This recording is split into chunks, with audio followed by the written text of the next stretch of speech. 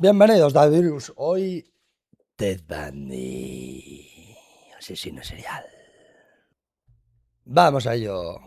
Espero que disfruten el video. Ted nace en 1946 en Vermont, pero en un hogar donde no fue deseado. Es por esto que su madre lo intenta dejar a Ted en un refugio, pero su padre la obliga a cuidarlo. El problema es que las cosas en casa tampoco son buenas. El abuelo de Ted es violento con todos, lo que ocasiona que Ted desarrolle dificultades para hablar. Poco después, Louise, su madre, se muda con su hijo a Washington, donde conoce a Johnny Bundy, un cocinero que se casa con ella y le da su apellido a Ted. John intenta ser un buen padre y darle una vida normal, pero Ted no encaja. Desde niño.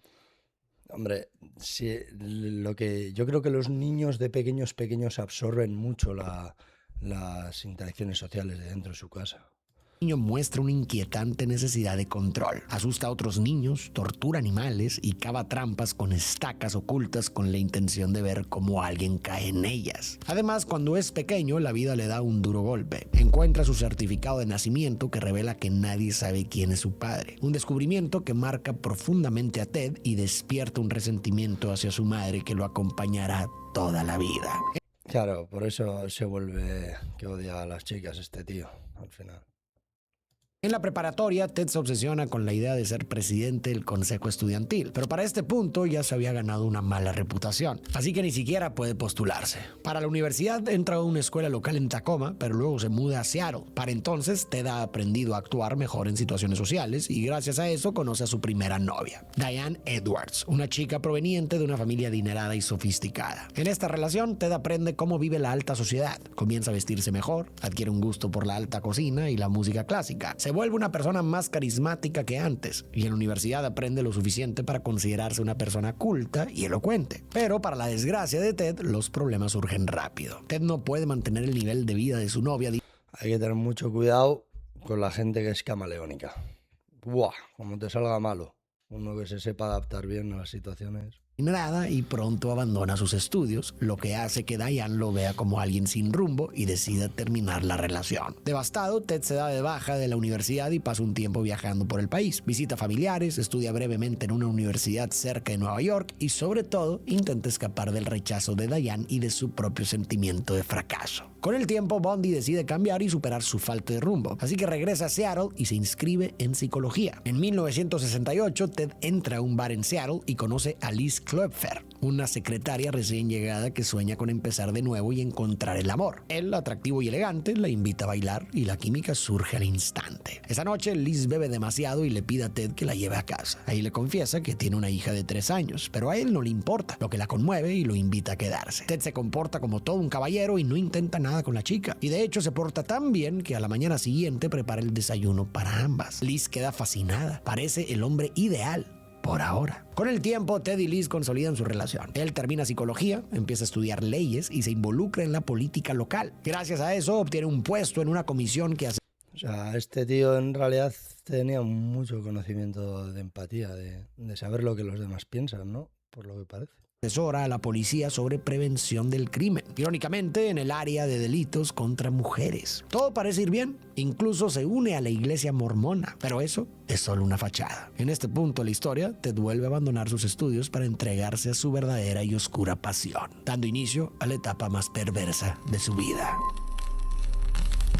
A comienzos de 1974, mujeres del estado de Washington son atacadas o desaparecen sin dejar rastro. La policía no encuentra evidencia ni conexión clara entre los casos, solo que las víctimas se parecen. En esa época, el término asesino serial aún no existe, y algunos investigadores incluso creen que se trata de un culto satánico, pero nada de eso. En realidad, Ted lleva una doble vida. Para todos es un estudiante de leyes encantador, pero en secreto da rienda suelta a una oscuridad que ni él comprende. Un impulso que lo lleva a acabar con mujeres de formas terriblemente crueles. Su puesto en una comisión de prevención del crimen le permite conocer cómo operan los detectives y aprovechar que las comisarías no se comunican entre sí. Eso le permite fragmentar sus crímenes. Este tío ha sido capaz igual de tener tanta rabia a la madre que ha planificado toda su vida para ser así.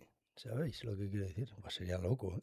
Comete el ataque en un condado, elimina pruebas en otro y abandona el cuerpo en uno distinto. De modo que las autoridades no conectan los casos o tardan mucho en hacerlo. Además, las nuevas autopistas interestatales le facilitan desplazarse rápido desde zonas urbanas hacia áreas remotas donde entierra los restos. Mientras tanto, Ted mantiene su relación con Liz, quien está profundamente enamorada de él, aunque no lo conozca realmente. Ella y su hija Molly se sienten demasiado afortunadas de tenerlo en sus vidas, pues Ted es cariñoso, atento y muy carismático y lindo con ellas. Y si bien Liz en ocasiones nota algunas actitudes extrañas en él, no hace preguntas porque le da mucho miedo perderlo. Por eso Ted continúa eliminando en todo el estado de Washington y Oregon. El 17 de abril de 1974, Ted aplica una nueva táctica para bajar la guardia de sus víctimas antes de atacar. Se pone un yeso falso en el brazo y convence a una chica llamada Susan Rancourt, otra estudiante universitaria, de ayudarlo a subir algo a su Volkswagen Café. Después de esto, la chica desaparece para siempre. A diferencia de todas las demás desapariciones, esta vez hay testigos. Así la policía se entera de la táctica del yeso y obtiene una descripción de su auto. Estas dos son las primeras pistas que consiguen las autoridades y aunque son un buen comienzo, son insuficientes para atrapar a Ted.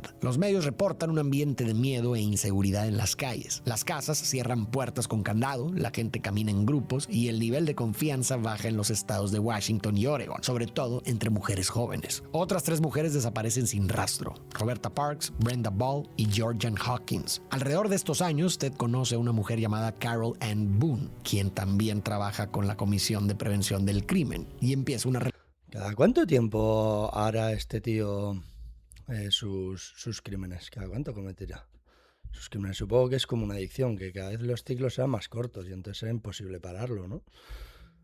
relación secreta con ella al mismo tiempo que está con Liz. Ted sabe que hasta ahora la policía no tiene ni la más mínima sospecha, pero el 17 de junio de 1974 comete un error que lo delata. Asiste a un evento en el lago Sammamish, cerca de Seattle, para repetir su truco del brazo enyesado y atraer víctimas. Ese día desaparecen 2 mujeres, Janice Odd y Dennis Naslund. Primero captura a Janice y 4 horas después vuelve por Dennis. Luego actúa con total normalidad, incluso llama a Liz para salir a comer hamburguesas. Pero esta vez deja demasiadas pistas. Varios testigos lo ven con el yeso y lo oyen presentarse como Ted. Un mes después hallan cuerpos en las montañas y gracias a esos testimonios la policía logra por fin crear un retrato hablado y comenzar la caza de un asesino. En este punto Liz empieza a sospechar que Ted no es quien aparenta ser. Encuentra entre sus cosas ropa interior femenina, un yeso, muletas y un cuchillo. Pero por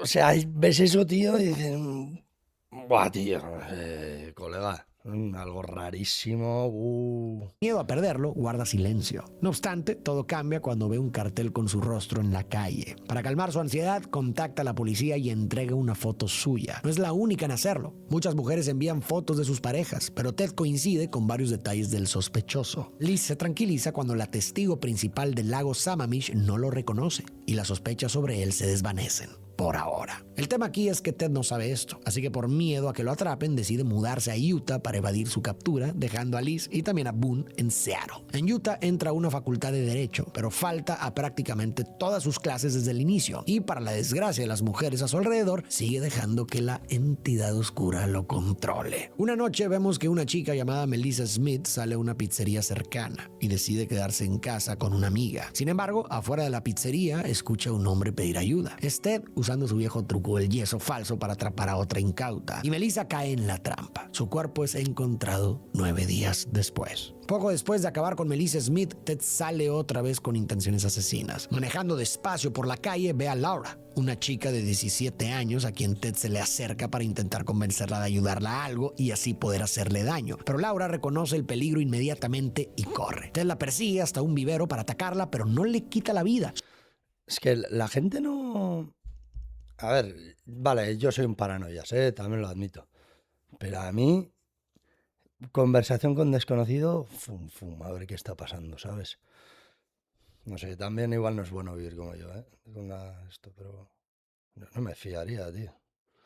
solo la desaparece. Al poco tiempo encuentran su cuerpo en un cañón y según evidencia forense, Laura permaneció con vida días o semanas después de su rapto. Las víctimas de Ted no siempre caen en sus trucos, pero sí corren. Ted las atrapa, en especial si ya vieron su rostro. Es despiadado, pero sobre todo calculador. Por último, a finales de 1974, Ted desaparece a Nancy Wilcox, quien sigue extraviada hasta la fecha. Como su vieja táctica del brazo roto ya es conocida por los medios, necesita un nuevo método. Es por esto que tiempo después, Ted consigue un disfraz de policía, una placa falsa y los usa para su próxima víctima. En un centro comercial se acerca a Carol Darronch, una joven de 18 años, y le dice que atraparon a alguien intentando robar su auto, por lo que debe acompañarlo a la comisaría. Aunque duda, Carol confía en su apariencia de autoridad y sube al coche. Pero pronto nota el engaño. El rostro amable de Ted se transforma y la amenaza con un arma. Cuando intenta esposarla, Carol logra abrir la puerta, huir y pedir ayuda a un auto que pasaba. Aún con las esposas puestas, corre a la comisaría para denunciar lo ocurrido. Y Bundy no se esconde tras su fracaso, sino que sale a buscar otra víctima. Horas después, una joven llamada Deborah Kent desaparece Menos mal, chaval. Pobre chavala, tío. el estacionamiento de una preparatoria. Pero su desesperación lo hace cometer errores. Varias personas lo ven y además pierde la llave de las esposas que había usado con Carol Darronch horas antes. Con eso la policía confirma que el hombre que intentó raptar a Darronch es el mismo que capturó a Deborah Kent y probablemente el responsable de las desapariciones recientes, aunque probarlo será difícil. Poco después Ted viaja a Colorado, donde acaba con 5 mujeres más durante Estaba viajando todo el rato, creo que en antaño, hace tiempo, en Estados Unidos las policías no se comunicaban muy bien entre estados. Entonces los asesinos seriales que tenían cabeza, que esta la tiene, pues se movían de estado en estado. Creo.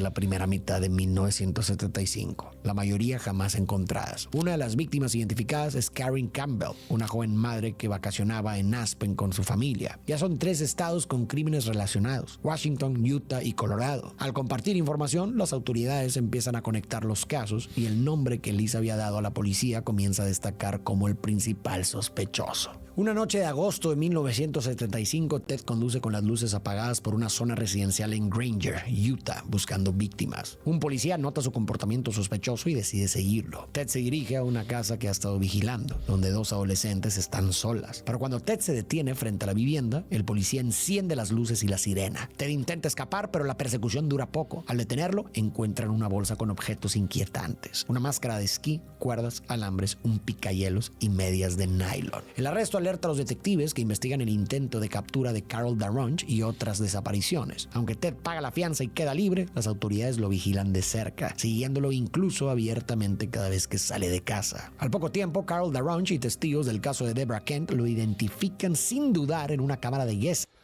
Este tío tiene que sentir cada vez el más apretado, ¿sabes? Pero no puede. Este es un adicto, tío, fijo, un adicto a matar, tío. Con eso lo acusan formalmente de secuestro y el juicio se programa para el 23 de febrero de 1976. Mientras tanto, Ted regresa con Liz a Seattle y finge normalidad. Salen a cenar, ríen, adoptan un cachorro y aparentan ser una familia feliz. Liz incluso se arrepiente de haberlo denunciado. Con un sólido equipo de abogados, sus propios conocimientos legales y su habilidad para borrar rastros, Ted confía en poder ganar el caso, sobre todo porque Darronch, aterrada, se muestra nerviosa durante su testimonio. Aún así, el juez declara a Ted culpable solamente de intento de captura y lo condena a 15 años en la prisión estatal de Utah. Liz vive un fuerte conflicto interno. No quiere creer que su novio sea capaz de esos crímenes, pero sabe que está preso por su denuncia. Entre la culpa y la confusión, sigue en contacto con él, lo visita, le escribe y atiende sus llamadas, aunque el peso emocional la lleva a refugiarse en el alcohol. Ted, por su parte, confía en salir pronto mediante una apelación para continuar con sus planes. Sin embargo, su arresto despierta el interés en detectives de otros estados que investigan casos similares. Meses después, Colorado presenta cargos formales por el asesinato de Karen Campbell. Un testigo afirma haberlo visto en el hotel donde Campbell fue vista por última vez, y unos recibos de gasolina lo ubican cerca del lugar. Abrumada por las pruebas, Liz corta el contacto y decide no asistir al juicio. Para colmo, Ted se queda sin abogados, ya que los suyos solo pueden ejercer en Utah. Antes de su juicio por el asesinato de Campbell, Ted es extraditado a Aspen, Colorado, donde deberá enfrentar el proceso. Para entonces, su rostro ya aparece en los medios, que lo presentan como el posible autor de varias muertes. Sin embargo, muchos reportajes lo muestran desde un ángulo casi favorable. Cuesta creer que un estudiante de leyes, carismático. Es que un tío ahí con cara bueno, que seguramente sería un pedazo de cremas hablando, la verdad. Pues la cosa, ¿sabes? Que nos entra mucho por los ojos la gente, cuando en realidad hay que abrir el libro y ver lo que hay dentro. Carismáticos, pulcro e inteligente, pudiera ser un asesino despiadado. Cuando un grupo de periodistas le pide una entrevista, Ted acepta encantado. Disfruta las cámaras y la atención. Esta entrevista desata una locura mediática. La opinión pública se divide entre quienes lo ven como un manipulador peligroso y quienes aún creen que es incapaz de hacer daño. Ahora sí, el juicio por el crimen contra Campbell comienza. Aprovechando su imagen y su conocimiento legal, Ted convence al juez de que le permita actuar como codefensor en su propio juicio. Al ser estudiante de leyes, obtiene ciertos privilegios. Puede vestirse formalmente y no usar esposas dentro de la corte. Este detalle es importante, pues más adelante lo aprovechará a su favor. Durante los recesos, pasa horas en la biblioteca del tribunal estudiando su caso, hasta que nota una ventana en el segundo piso que suele quedar abierta. Saltar es peligroso, pero quedarse a esperar pelear el caso lo es más. Así que el 7 de junio de 1977, finge hacer una llamada y mientras el guardia se distrae, salta por la ventana para huir hacia las montañas. Pasa 6 días escondido, hambriento y congelado hasta que sin fuerzas regresa a la ciudad, donde es arrestado de nuevo. Pero esa sería solo la primera de sus fugas. Su recaptura se convierte en todo un espectáculo mediático. Eso sé que no es suficiente, ¿no? Pero si si estás pendiente a ser una persona que posiblemente ha cometido un delito grave y te fugas, estás dando a entender que en realidad lo has hecho, porque, a ver, sí, pues, es, es como que te estás diciendo, me voy porque sé que me vais a declarar culpable. Cuando Ted llega a la corte, los pasillos están llenos de cámaras, luces y reporteros ansiosos por conseguir una foto o una declaración. Además, su prisma, su máscara, ¿sabes? Porque a la gente, a nada que aplique un poco la lógica, Del presunto asesino más famoso del momento. Tras su arresto, recibe la visita de Liz. Ella solo viene a despedirse, así que por más que Ted ruega y suplica, Liz decide alejarse para poder reconstruir su vida y la de su hija, quien también lo quería. Sin embargo, poco después comienza a recibir visitas de Carol Ann Boone, su antigua amante de los días en Seattle, quien cree firmemente en su inocencia. Pero volviendo al caso, Ted sabe que la atención mediática y una nueva novia no lo salvará, por lo que idea un plan. Observando su celda, nota un espacio en el techo por donde pasan los cables de las luces conectando a los ductos de ventilación y se le ocurre una idea. Empieza a perder peso para caber en el hueco y poco a poco corta el metal alrededor de la lámpara con una cegueta, aprovechando los momentos en que los demás presos están en la ducha para ocultar el ruido. Cuando finalmente abre el paso, explora los ductos para aprender la ruta de escape. El 30 de diciembre de 1977, mientras gran parte del personal está de vacaciones, Ted pone su plan en marcha. Trepa por el techo, atraviesa los conductos y llega a la oficina de un guardia. Ahí se cambia de ropa y con total calma sale por la puerta principal de la cárcel consiguiendo su libertad. Desde su fuga, Ted viaja sin rumbo fijo. Toma un flipa tú. Hola, hola, hola. camión a Denver, luego un avión a Chicago, un tren a Michigan, roba un auto en Georgia y finalmente llega en tren a Tallahassee, Florida, el 8 de enero de 1978. Ahí renta un cuarto cerca de una universidad bajo un nombre falso. Sin poder conseguir trabajo por falta de identificación, sobrevive robando cosas pequeñas y usando tarjetas de crédito ajenas. Mientras tanto, Liz vive una pesadilla. La policía, desesperada por la segunda fuga de Ted, la interroga y hasta la amenaza con meterla a la cárcel si se está ocultando algo, aunque en realidad ella no sabe nada. Al principio parece que Ted intenta mantenerse bajo perfil y empezar de nuevo, pero pronto se hace evidente que no puede. La madrugada del 15 de enero, apenas una semana después de llegar a Florida, Ted se cuela en la casa de la hermandad Chi Omega, un lugar cerca de donde vive. Sube las escaleras y entra a los cuartos de las jóvenes dormidas, atacándolas brutalmente una por una. En total, ataca a 4 mujeres en la casa Chi Omega, 2 quedan inconscientes y gravemente heridas, pero a las otras 2, cuyos nombres son Margaret Bowman y Lisa Levy, las estrangula con un garrote hecho de medias y hace cosas terribles con los cuerpos. Entre estos actos atroces, deja impresiones muy bien definidas de sus dientes en la piel de una de ellas, un hecho que será importante más adelante en el video. Una vez que termina, intenta huir, pero al salir, una de las compañeras de casa lo ve todavía con el arma homicida en la mano. La chica sube las escaleras y se topa con una escena de horror indescriptible. Todo ocurre en menos de 15 minutos. Pero Ted todavía no acaba. Tras escapar de la casa Chi Omega, Ted camina unas cuantas cuadras y se mete al departamento de otra chica llamada Cheryl Thomas, a la cual ataca brutalmente, fracturándole la mandíbula y el cráneo en 5 partes distintas. Esta chica sobrevive, pero no puede identificar a Ted. Esta noche se convierte en una de las más sanguinarias de la vida de Bundy. A la mañana siguiente, esta noticia escandaliza a la nación entera. La policía no sabe con seguridad de que el perpetrador es Ted, pero sí lo sospechan fuertemente por el hecho de que sigue prófugo de la ley y porque las chicas atacadas son su tipo de víctimas. Menos de un mes después, maneja hacia Lake City, en Florida, y captura a una niña de 12, posiblemente su víctima más joven y muy probablemente la última, pues su captura definitiva está por llegar. La segunda captura de Ted Bundy una vez más ocurre por casualidad. Tras acabar con Kimberly, roba un auto y huye de Tallahassee rumbo al norte de Florida. Para este punto ya no puede pagar la renta y siente que la policía está cada vez más cerca. 3 días después, el 15 de febrero de 1978, un oficial lo detiene por conducir sin luces. Al descubrir que el vehículo es robado, Ted intenta atacarlo y escapar, pero lo capturan. Mientras lo trasladan a la comisaría, el agente no tiene idea de que en el asiento trasero está uno de los hombres más buscados por el FBI. Cuando la policía confirma su identidad, Ted logra hacer una llamada a Liz. Le pide que no crea las cosas terribles que verá en las noticias al día siguiente. Pero Liz ya está reconstruyendo su vida, así que cuelga. En la vida real, Ted sí volvió a hablar con ella. En esa Bien hecha, tío. Menos mal, bien hecho. Joder, eso ya no es tóxico, eso es un asesino.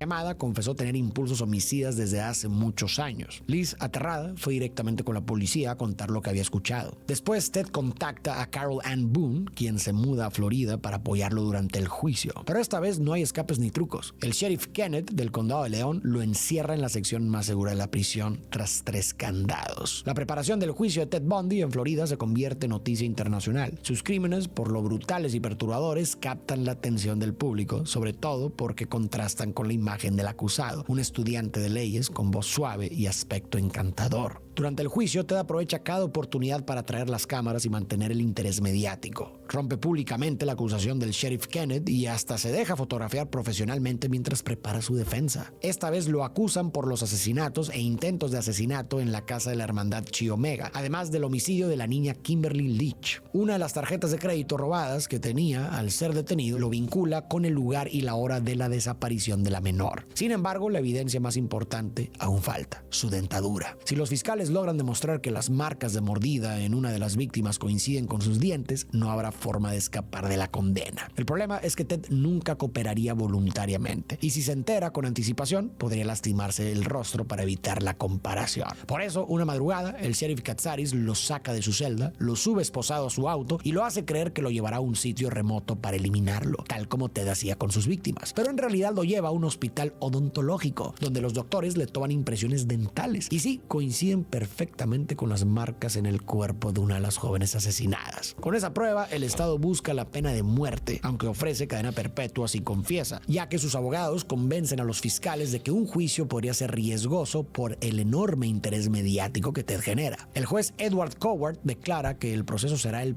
Son conscientes y todo, de que el tío es un fuera de serie en cuanto a la labia, ¿sabes? primer juicio televisado a nivel nacional en Estados Unidos. En teoría, aún podría formarse un jurado imparcial, pero en la práctica todos ya han oído hablar de Ted Bundy. Aunque sus abogados le aconsejan aceptar el trato, Ted se ofende. En apariencia cede, pero en el fondo está convencido de que puede salirse con la suya. Confía en su carisma y en el apoyo de Carol Ann Boone, que defiende su inocencia en entrevistas televisadas. Al final, Ted no necesita convencer al país entero, solo al jurado. El 1 de junio de 1970.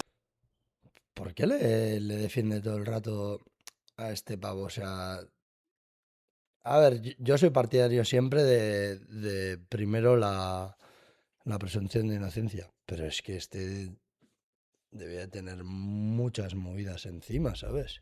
Las salas de la corte se abarrotan de cámaras de todos los noticieros del país y las primeras filas de las bancas para el público están llenas de fans de Ted. Todas las mujeres jóvenes que han sido seducidas por su representación en los medios están ahí para darle una carta, decirle algo o solo verlo de cerca. Pero no son las únicas ahí, también están las familias de las víctimas. Antes de que empiece un juicio formal se realiza una audiencia inicial donde el acusado debe declarar si se considera culpable o inocente. Pero para sorpresa de todos, Ted se declara inocente y exige cambiar a su abogado, incluso con la abrumadora cantidad de evidencias en su contra. El juez rechaza su petición, pero le permite nuevamente participar como codefensor, es decir, ser parte de su propio equipo legal. Desde el inicio, el fiscal no tiene problema en convencer al jurado de que los crímenes cometidos en la casa de la hermandad Chi Omega fueron atroces. Las pruebas y descripciones hablan por sí solas. Durante una audiencia, un policía declara sobre el caso Chi Omega y menciona que Ted habría confesado, pero justo en ese momento la grabación se corta. Usar una confesión sin prueba grabada provoca una objeción que el abogado no hace, por lo que Ted interrumpe el juicio y la exige él mismo. El juez acepta. En las series lo muestran como un hombre brillante en la corte, pero en realidad su actuación fue un desastre. Nunca terminó la escuela de leyes y su participación no era una estrategia, sino puro narcisismo. Disfrutaba del protagonismo, de las cámaras y del público, incluso como presunto asesino. Los medios inflaron su ego, tratándolo casi como una celebridad y comparándolo con una estrella de rock, mientras su novia, Carol Ann Boone, se volvía su defensora más leal. Pero todo ese espectáculo solo empeoró su situación. El juicio se volvió más caótico y difícil de ganar. Ted podía ser encantador frente a las cámaras, pero en la corte el carisma no pesa contra la evidencia. Su comportamiento deja claro lo destructivo de su ego. En una audiencia, el fiscal solo pide al investigador confirmar el número de víctimas en la casa Chi Omega, pero cuando Ted lo interroga, insiste en que detalle cada aspecto gráfico del crimen, horrorizando al jurado y reforzando su culpabilidad. En otra ocasión, su abogado Bob Haggard logra desacreditar por completo a una testigo que decía haberlo visto huir, pero Ted arruina el avance intentando despedirlo ahí mismo frente a toda la corte. Afortunadamente para el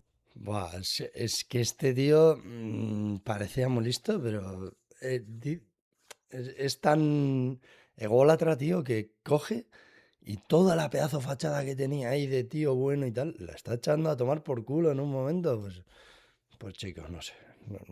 Pensaba que era más listo. mundo, Ted es declarado culpable por los asesinatos e intentos de asesinato en la casa Chi Omega y después se enfrenta a un segundo juicio, esta vez por la eliminación de Kimberly Leach. Durante este proceso, Carol Ann Boone viaja a Florida para apoyarlo y testificar a su favor. Es aquí donde ocurre uno de los momentos más surrealistas de todo el caso. Durante el juicio, mientras Carol está en el estrado como testigo de la defensa, Ted la interroga directamente y en medio de sus preguntas le propone matrimonio frente al juez y al jurado. Ella Este tío está fatal de la cabeza, tío. ¿Qué coño tendrá en la cabeza, tío, para pensar esas movidas? Y la otra también, hostia, le falta un herbore, tío. Joder, ya puedes estar muy enamorado, pero coño. acepta y Ted declara solemnemente que, según la ley de Florida, esa declaración pública constituye un matrimonio legal. Así, Ted Bundy y Carol Ann Boone se casan en pleno juicio ante la mirada incrédula de todos. Una vez más, el espectáculo mediático eclipsa la gravedad de sus crímenes. Ted sigue convencido de que puede manipular la opinión pública y ganarse al jurado con su encanto, pero lo único que logra es agrandar su caída. Tras un juicio lleno de errores, momentos absurdos y vergonzosos, llega la hora de que el jurado delibere. El 24 de julio de 1979, Ted Bundy es declarado culpable de todos los cargos. Su madre ruega clemencia ante el tribunal, pero el juez es firme. La sentencia es la pena de muerte. Y no solo una, sino 3. Por mucho que seas madre... Bueno, mira, voy a decir una cosa a favor de la madre. Yo creo que es tal palo que esconde la cabeza como un avestruz, tío. Y eso, no quiere ver la realidad. O sea, no se creería ni lo que dicen. Los asesinatos cometidos en la casa Chi Omega y una tercera por el asesinato de la niña Kimberly Leach. Liz, al igual que gran parte del país, sigue el juicio por televisión. Pero para ella no es morbo, sino un tormento. Le duele ver cómo Ted disfruta la fama. Al oír los testimonios, Liz acepta que el hombre que amó fue culpable de tantas muertes. Lo único que las reconforta un poco es que ahora sí y de una vez por todas, este es el fin de Ted Bundy. Antes de cerrar el juicio, juicio, el juez le da unas últimas y tranquilas palabras a Ted. Eres un joven brillante. Habrías sido un buen abogado. Me habría encantado verte ejercer. Cuídate, muchacho. No tengo ningún resentimiento hacia ti. Quiero que sepas que, a pesar de todo, te deseo lo mejor. Y aunque en muchas dramatizaciones se ve un semblante conmovido a Ted, en la vida real no mostró gesto ni de conmoción ni de arrepentimiento. En su mirada solo hubo orgullo. La ejecución de Ted se retrasa casi una década entre apelaciones y revisiones. Ese abogado, ese juez es subnormal. Durante su encierro en Florida, colabora con el FBI aportando ideas claves para el perfil criminal moderno y ayudando a capturar a otros asesinos, lo que inspiró parcialmente al personaje de Hannibal Lecter. Mientras tanto, Carol Ann Boone mantiene su fe en él y tiene una hija, Rose, pero la relación se deteriora por las exigencias y manipulaciones de Ted. Aún así, permanece con él 6 años. Antes de su ejecución, Ted confiesa algunos crímenes sin asumir plena responsabilidad, lo que permite estimar el número real de víctimas. Boone, devastada, se divorcia poco después. Aún así, Ted continúa proclamando su inocencia y culpando a la pornografía de sus actos hasta el final. Sea como sea, la ejecución de Ted está programada. Carol Ann Boone no está en la sala ni se presenta en lo absoluto. Y el 24 de enero de 1989, una mujer jala la palanca de su silla eléctrica, poniéndole fin a la historia de uno de los psicópatas más carismáticos e inhumanos que este. Fuera coñas, ¿eh? Lo que han dicho del no por. Eso te revienta la cabeza. Y más con una persona que es como esta Dita, que vale, esos son los asesinatos, pero que a veces necesita un estímulo más fuerte. Lo llevará a la vida real y te quedas loco en la cabeza. Yo no le recomiendo a nadie verlo. Es mejor las cositas en la vida real, ¿vale, papis? El mundo haya tenido la desdicha de conocer. Y quiero resaltar estas últimas palabras que parecen una contradicción: carisma y atrocidad, una máscara encantadora para disfrazar intenciones perversas. Pero por muy linda que sea la máscara, no tiene que ser ese el factor determinante para elegir confiar o no. Y no solo hablo de relaciones uno a uno. El mal puede presentarse en diferentes formas a lo largo de nuestra vida. Líderes carismáticos que prometen el cielo, personas que saben exactamente qué decir para parecer inofensivas, o individuos que usan su encanto para obtener lo que quieren sin importarles lo que puedan quitar en el proceso. Obviamente no todos son asesinos, las probabilidades de que te topes con algún psicópata a lo largo de tu vida de hecho son bajas, pero sí hay quienes con la misma frialdad son capaces de aprovecharse, mentir o manipular si eso les sirve para obtener algo. Me parece que casos como el de Bundy en el fondo mostraron la vulnerabilidad de una sociedad que piensa erradamente que carisma y bondad son la misma cosa. Y ese punto me parece el más importante. El mal rara vez se presenta con el rostro de un monstruo. En el día a día casi siempre llega sonriendo. Por eso hay que estar atentos, observar más allá de las palabras bonitas y recordar que la confianza no se puede ganar solo con encanto, se tiene que ganar con hechos. Lo último que ha dicho el chico, tal cual, tío. Yo soy una persona que las palabras no valen nada, las palabras se las lleva el viento. Hechos, pero en todo en esta vida es necesario los hechos. Os camelo, caramelo, guapetones. Si os ha gustado el like y sub.